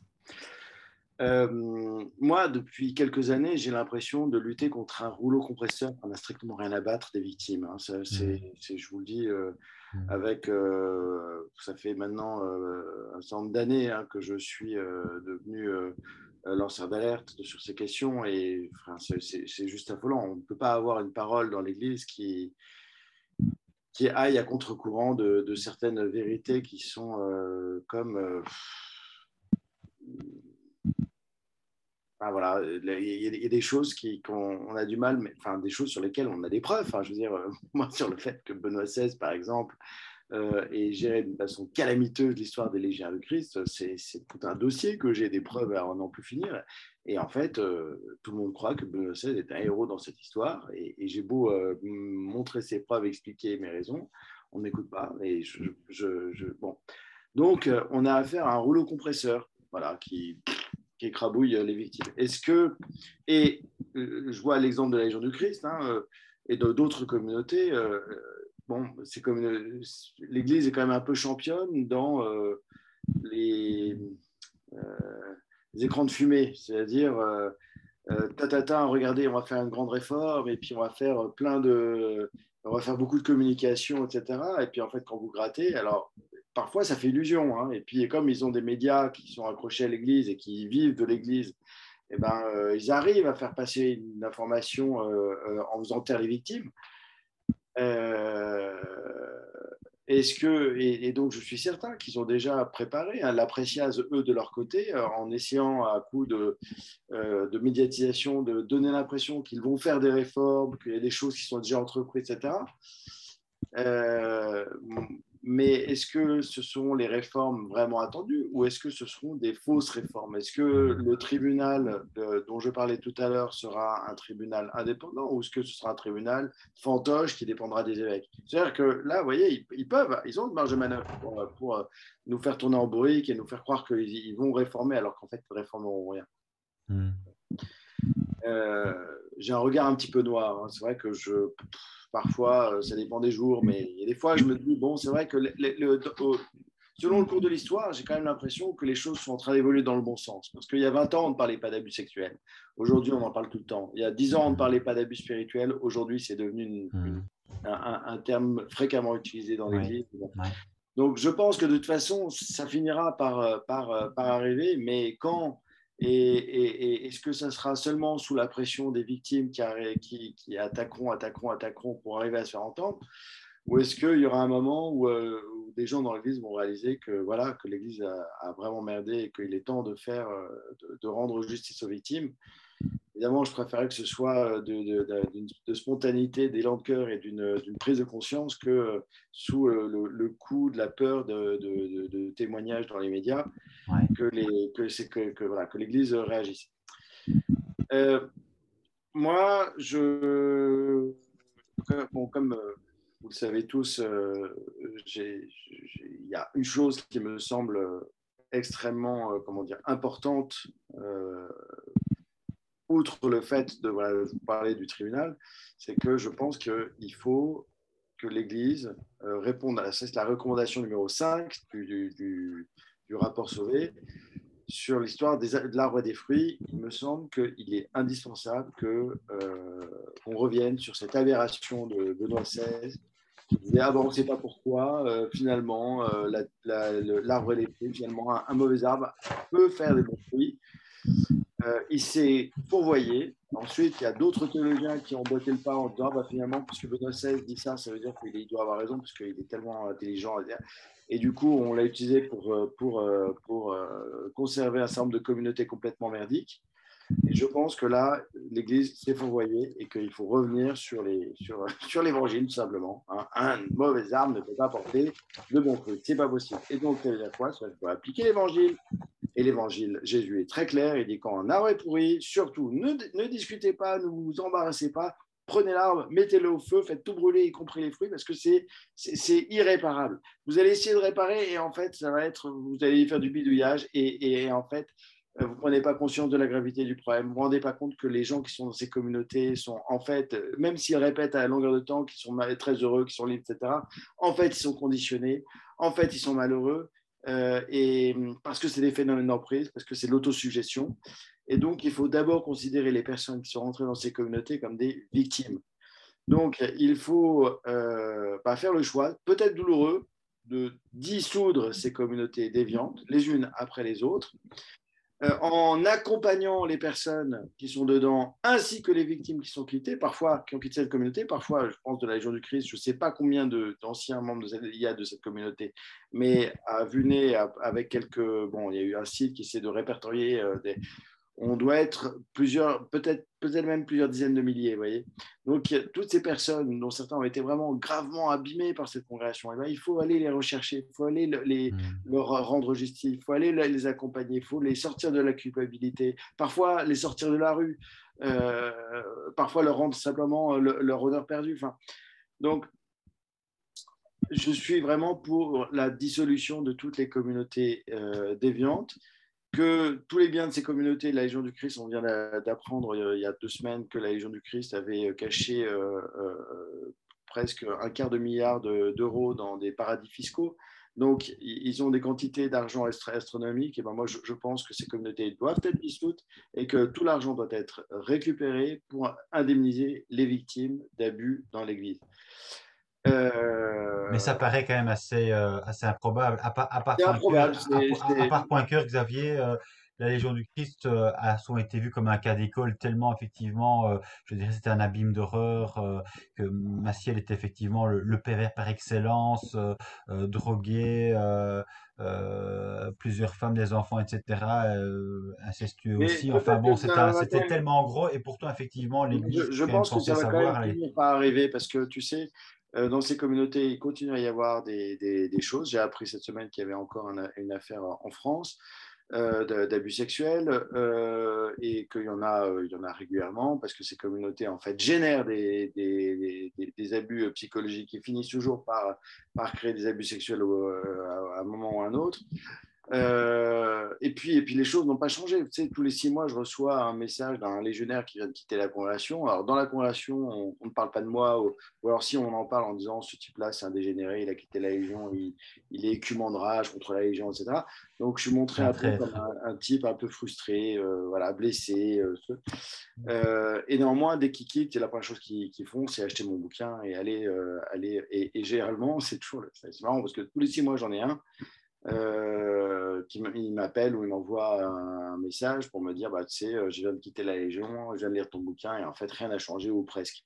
Oui, mais c'est Donc, ça. Je pense que dans le fond du fond, évidemment, les gens savent très bien que s'ils restent quelque part, ils sont infidèles eux-mêmes et il y a une telle chape de plomb que finalement ils restent. Mais c'est aussi la question de, comme tu disais, des bons fruits. Ce qui est problématique pour les victimes aussi, quelque part, hein, qui se disent finalement, nous, on a un petit peu des victimes collatérales, mais ça va quand même finalement servir à l'œuvre de Dieu. C'est-à-dire que voilà, il faut des gens qui se sacrifient, ils sont sacrifiés, mais finalement, ça va apporter du fruit. Donc, quelque part, les victimes elles sont un petit peu le terreau, je dirais, sur lesquels va resplendir à nouveau l'Église, comme un tout petit peu à un moment donné, quand l'Église est en perte de vitesse, elle a espéré le renouveau justement aux communautés nouvelles et au renouveau charismatique. On voit bien qu'à un moment donné, toute cette histoire, quelque part, c'est un peu une construction intellectuelle, une construction de l'esprit, mais qui n'est pas, pour le coup, très rationnelle. Moi, ce qui m'intéresse aussi, Xavier, c'est que quelque part, on parle toujours d'une église prophétique, mais à chaque fois que l'église se réforme, c'est quand même pas du coup de l'intérieur que ça se passe. C'est effectivement, tu l'as rappelé, parce que les médias font pression, parce que la société civile n'en peut plus, parce que les victimes enfin commencent à bouger. Donc, si de l'extérieur, il n'y a pas une manifestation pour dire ça suffit, l'église, évidemment, elle continue son petit jeu pervers, j'ai envie de dire, et mortifère, hein. Donc, en quoi est-ce qu'elle est prophétique et du coup, en quoi est-ce qu'elle est réellement réformable, et en quoi est-ce qu'elle peut encore interpeller le monde, elle qui a tellement estimé au cours des siècles qu'elle était en mesure d'interpeller le monde, qu'elle avait une morale à donner, des valeurs évangéliques à, à transmettre. On voit 21 siècles plus tard, malheureusement, que bien souvent, la société civile est en avance et de loin sur le fonctionnement complètement défectueux de l'Église. Donc, effectivement, c'est quand même la société civile qui donne des leçons. Il y en a encore vu plus récemment. À l'église. Donc il y a un petit peu un monde à l'envers, hein. Mais enfin bon, ça c'est peut-être une autre histoire, mais c'est vrai que du coup on peut se demander quelle leçon tirer du rapport de la SIAZ de nouveau à partir du moment où on voit de fait cette distorsion entre les valeurs évangéliques et la manière dont l'Église les a mis en pratique. C'est aussi, il faut bien avouer, hein, que les médias, parce que tout à l'heure j'écoutais la radio en revenant du travail et ça parlait justement de l'Église, de la SIA, etc. Et je me rends compte à quel point les médias n'y connaissent rien en fait. Et donc ils font appel à qui? À des journalistes de la presse chrétienne. Et les journalistes de la presse chrétienne n'ont pas tous les éléments ou peut-être sont aussi un peu dans le déni et analysent les choses d'une façon qui arrange. Voilà. Donc, moi, ce que je crains quand même, c'est que l'Église, encore une fois, nous balade, nous fasse tourner en bourrique, donne l'impression qu'elle va faire des choses juste pour sauver l'honneur et faire croire mais que dans le fond, les choses ne vont pas vraiment changer. Ouais. Donc, je pense que malheureusement, qu'il y a encore du combat dans les années qui viennent, que les choses ne sont pas encore. Ça progresse, mais on est encore loin d'obtenir gain de cause. Certainement. D'autres peut-être ont aussi envie de dire quelque chose par rapport justement à cette appréciation. Qu'est-ce que vous attendez? Je J'en prie. Moi, je pense personnellement, hein, ça ne regarde que moi, que l'Église est irréformable. Je pense que si elle se réforme au point où elle devrait le faire, c'est plus l'Église. Je pense que c'est une Église de clercs, qui en a de moins en moins, il y a de moins en moins de prêtres, mais qui repose entièrement sur la figure du prêtre. Si c'était des femmes à la place, de toute façon, il y aurait la même hiérarchie. Une immense hiérarchie, c'est très fermé, c'est très très clos, c'est très cadenassé en fin de compte. Je crois que ça repose sur des dogmes auquel il faut absolument croire, que ça repose finalement sur, je lisais un titre de La Croix qui disait que les abus prenaient leurs racines au fond dans les trois bouts. Je crois que ce qui est tellement encensé par l'Église, c'est vrai, la pauvreté, l'obéissance, la chasteté, qui finalement doit être vraie plus ou moins pour tous, pas seulement pour les religieux. C'est là-dessus que ça s'enracine, tous ces abus, que finalement personne n'a la parole, par ceux qui dirigent. Je crois pour moi que c'est irréformable. Maintenant, j'espère que la pression sera telle que la figure du président Sauvé est quand même suffisamment imposante, parce que je crois que très peu remettent son intégrité en doute. Il est cru, il est entendu. Je pense que ça va. La hiérarchie est coincée aux entournures. Elle n'a toujours pas annoncé de réforme. Elle va peut-être le faire. Ça m'étonnerait beaucoup à Lourdes. Je pense qu'ils vont s'entretenir, mais en tournant en rond. Comment on va faire? Qu'est-ce qui va se passer? Comment on est bien coincé maintenant? Mais je ne suis pas du tout sûre qu'ils envisagent de vraies réformes. Maintenant, je me dis que quand même, quelque chose va les pousser. Donc, le peu qu'ils feront, peut-être que ça va rendre justice quand même aux victimes, ce qui est pour l'instant deux choses, en fin de compte, rendre justice aux victimes et puis éviter que ça se reproduise trop. Ça va être un petit peu plus sous surveillance, je peux toujours l'espérer. Le problème, Anne, c'est qu'il y a une grande partie des recommandations de la SIAZ ne concernent pas l'Église locale de France, l'Église universelle. Et donc, et le problème, c'est que l'Église catholique est implanté dans beaucoup de pays où tout le discours qu'on a actuellement n'est pas du tout audible en fait. Ils sont encore, enfin, il y a beaucoup de pays où ils sont à des années-lumière en fait de cette remise en cause. Et Ouais. donc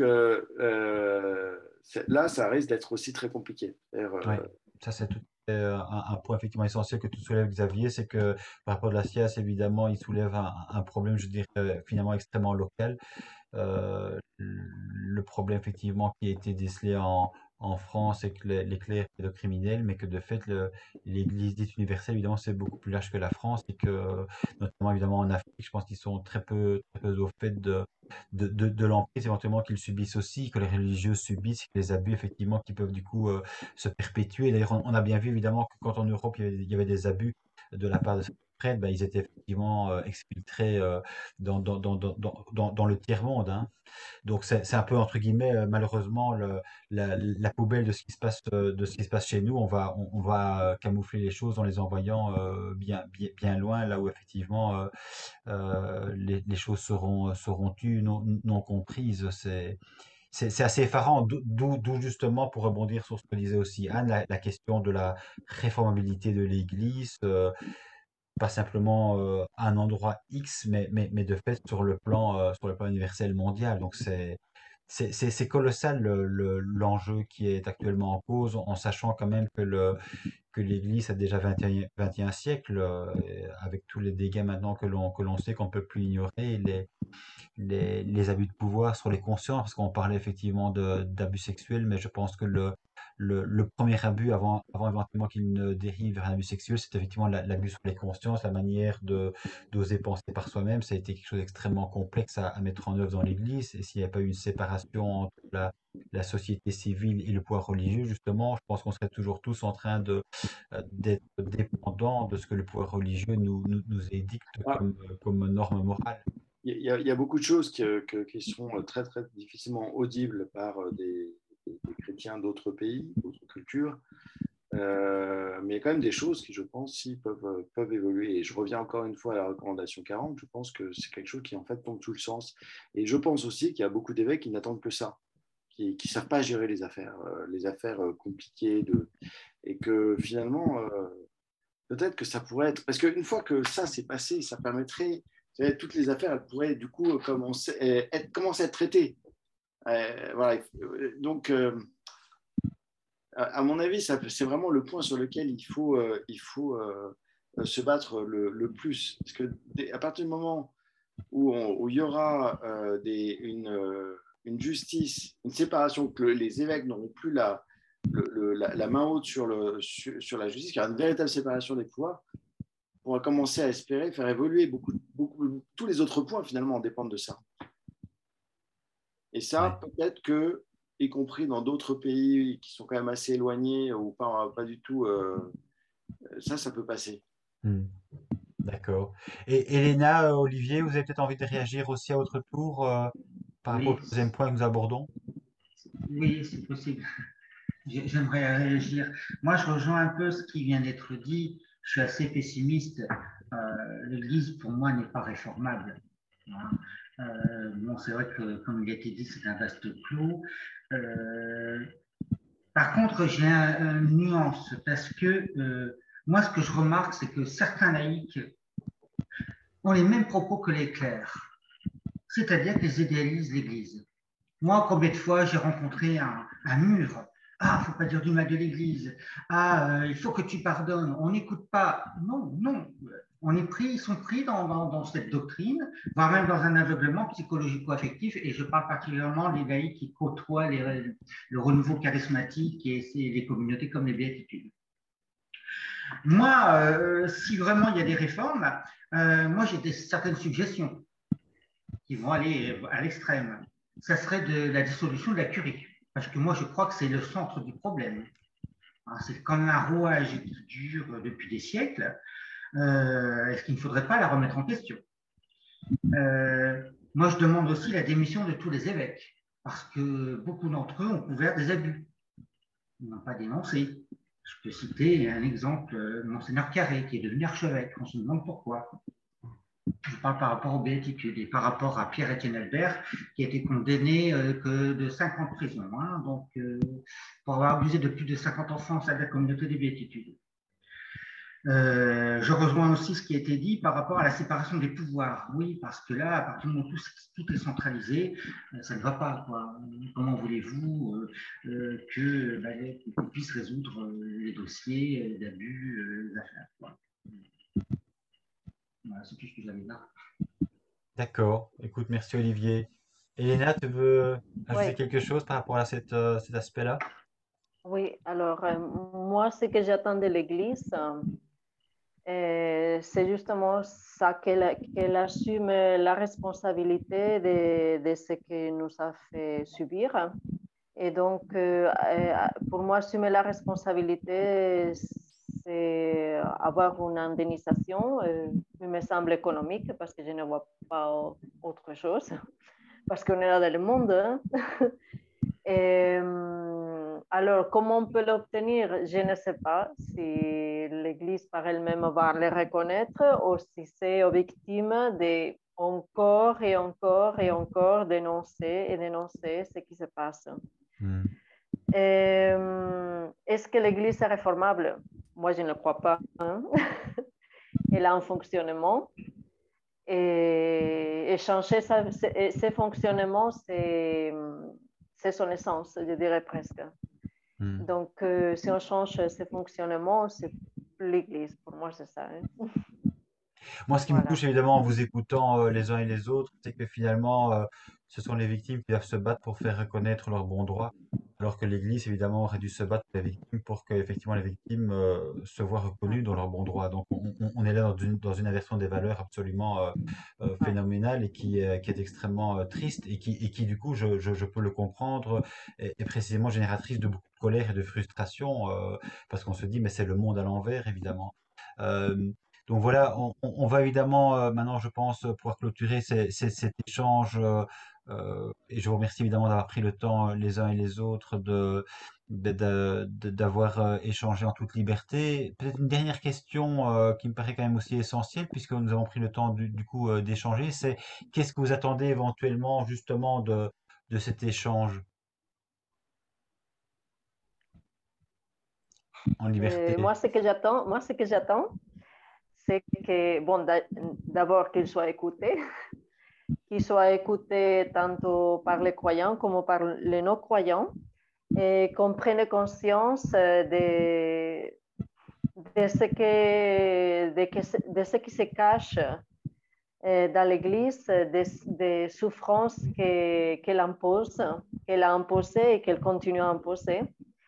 Et ce que j'attends aussi, c'est que vraiment on arrive à une cohérence et qu'on on se positionne du côté des victimes et qu'on arrête d'idéaliser l'Église. Parce que, parce que la vie, elle est en nous-mêmes. Ce n'est pas un prêtre qui me donne la vie, ce n'est pas l'Église qui me donne la foi, ce n'est pas l'Église qui me donne la joie de vivre, c'est moi-même. C'est moi-même. Moi-même, j'ai la vie en moi-même et la force de vivre. Ce n'est pas l'Église. C'est mon point de vue. Mais on voit que c'est un long cheminement quand même, hein. Oui, oui, Pour oui. en arriver à penser ce que tu penses, je pense que ça a été un long cheminement. Long bon, je crois que c'est surtout une souffrance qui m'a permis de constater cela dans un moment comme ça, qui a duré une fraction de seconde. D'accord. Une autre attente peut-être par rapport à cet échange? Moi, je suis quand même tristement heureuse, j'allais dire, de voir que nous avons tous ou à peu près la même expérience et que finalement, sans s'être concertés, tout ça est extrêmement cohérent. Donc, je pense qu'il faudra envoyer cette vidéo à la COREF, à la CEF, pourquoi pas. J'espère qu'elle sera vue par énormément de laïcs parce que, comme disait Olivier, les laïcs ont retardé quand même beaucoup les choses. C'est-à-dire que les laïcs voulaient que tout reste en l'état. Pour les communautés, ils admiraient toutes ces communautés. Ils en avaient besoin. puis, je pense qu'on n'en a pas beaucoup parlé, mais Elena en a pas mal parlé, je suis tout à fait d'accord. Je pense que l'indemnisation est capitale. D'abord parce que c'est symboliquement très, très fort. Ça remet les choses à leur place, les gens à leur place, le responsable à sa place, la victime à sa place. Ça coûte, c'est très, très important pour les victimes que ça coûte à l'autre qui se reconnaît ainsi enfin responsable, parce qu'on attend toujours que la hiérarchie dise qu'elle est responsable. Elle ne se sent pas responsable et elle parle de soutien, exactement, enfin absolument pas d'indemnisation ni de réparation. Et je pense que ça répare et restaure. C'est quelque chose, c'est vraiment restaurateur, ça restaure la personne. Et puis, il ne faut pas oublier que certains, effectivement, en ont matériellement extrêmement besoin. Et ce n'est que justice que toutes ces personnes qui ont maintenant 50, 60 ans ne finissent pas leur vie dans la grande précarité. C'est tout, c'est à peu près tout ce qu'elles demandent. Alors, j'espère que cette vidéo sera vraiment regardée parce que je trouve qu'il n'y a ni colère, ni ressentiment de personne. Les choses sont dites.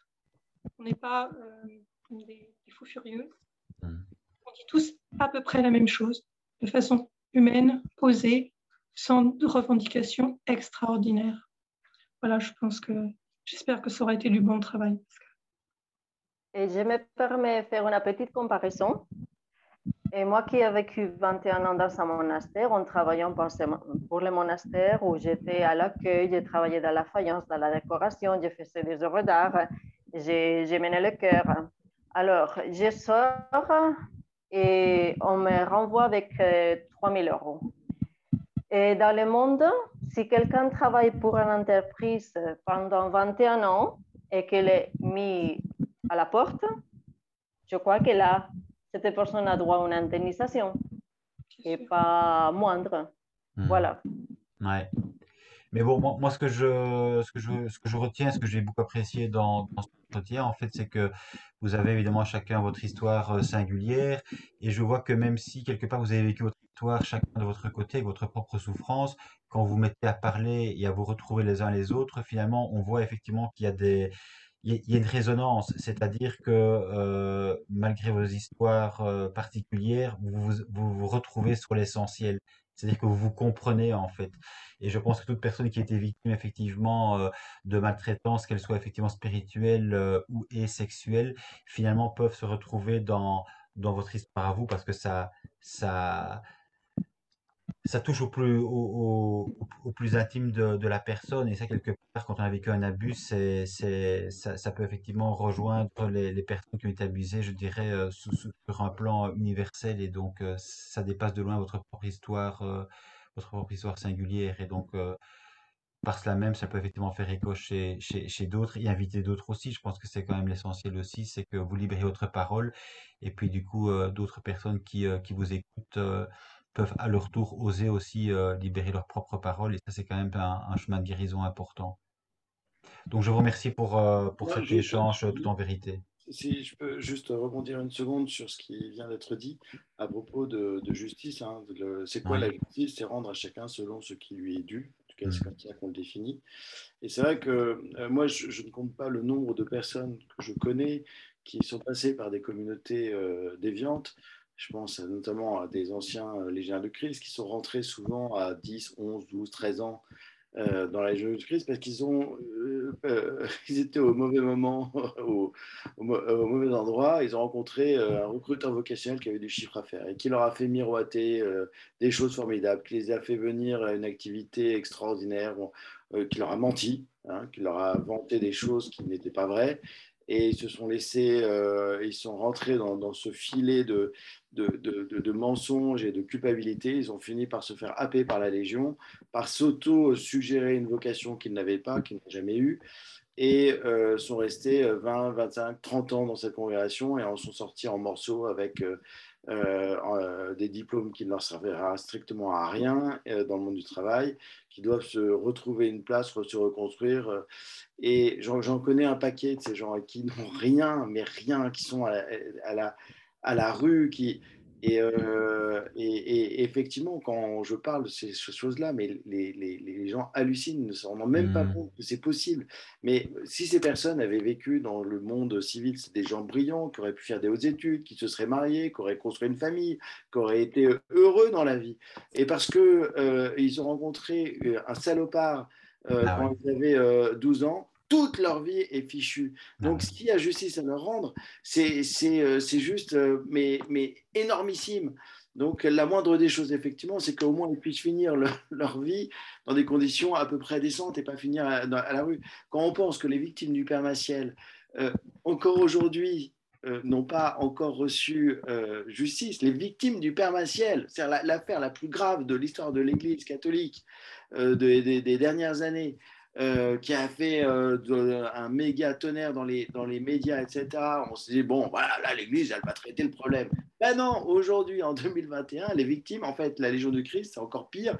Elle attend le dernier moment, elle se renseigne pour savoir s'ils sont mourants ou pas, parce qu'ils ont tous 90 ans ou plus. Et dès qu'il y en a un qui est sur le point de mourir, elle se jette pour le donner de l'argent, pour dire, regardez, on a... Non, mais ça atteint un niveau de perversité qui dépasse l'entendement. Alors, effectivement, la Légion du Christ, elle attend que les victimes du Père Messie meurent pour pouvoir se dire, allez, c'est Ah oui. terminé maintenant. Ah, bah, en fait, et il y a même des personnes qui disent, et je pense que malheureusement, c'est dans les cartons, j'espère, vraiment, je prie le Seigneur que ça n'arrive pas, mais j'ai des voix qui m'indiquent que la Légion du Christ attend que les victimes du Père Messie meurent pour ressortir des cartons un contre-argumentaire disant en fait toutes ces victimes, ce qu'elles ont raconté c'est faux. Le Père Maciel nous avait mis en garde. Bon, on les a laissés parce que truc voilà. Bon, ça me paraît quand même un peu improbable, mais vous savez, avec la Légion, je suis prêt Ouais. à tout. Donc la justice, bien sûr, hein, bien sûr, l'indemnisation, ce n'est que justice. Ce n'est que justice. Ouais. Voilà. Et voilà, donc, je dois te remercier, Pascal, parce que c'est vrai que ce qui change les choses dans ces affaires-là, c'est la voix des victimes. Voilà, c'est que vraiment, il n'y a que ça qui marche. Donc, plus il y aura des vidéos, plus les gens nous entendront, verront qu'on n'est pas effectivement, comme tu disais, des gens écumants, plus ils se rendront compte voilà, que c'est que la cause que nous défendons est bonne et juste. bien sûr. Et donc, pour en terminer peut-être par là, et puis, je vous remercie une nouvelle fois d'avoir accepté cet entretien convivial, effectivement, et extrêmement serein, détendu. L'idée n'étant pas effectivement d'attaquer en tant que tel ni les croyants ni l'Église, mais nous avons vu effectivement entre nous ce qu'on attendait de la Précias, et puis finalement après la Précias, ce que nous souhaitons tous évidemment, c'est qu'il y ait une après-vie pour les victimes qui ont été si longtemps détruites et qu'elles puissent effectivement se reconstruire. Donc merci pour cette parole libérée. Merci à toi. Bonne fin de soirée. Formidable. Bonne soirée à tous Merci. et à tous. Merci à tous. Au revoir. Bonne soirée.